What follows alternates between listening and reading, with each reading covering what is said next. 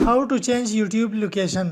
Hello guys and welcome back to my YouTube channel. Guys इस video में बात करते हैं कि आप अपने यूट्यूब लोकेशन को कैसे चेंज कर सकते हैं।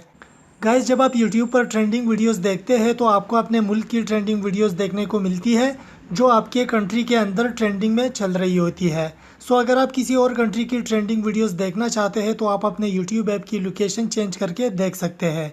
कैसे आपने लोकेशन चेंज करना है, आपने अपने यूट्यूब एप्लीकेशन को ओपन करना है। ओपन कर देने के बाद आपने अपने प्रोफाइल के ऊपर टैप करना है। प्रोफाइल के ऊपर टैप कर देने के बाद आपने सेटिंग्स में चले जाना है। सेटिंग्स में जाने के बाद आपने जनरल के ऊपर टैप करना है और यहाँ पर आपको एक ऑप्शन मिलता है लोकेशन का, as you can see on your screen. So आपने लोकेशन के ऊपर टैप करना है।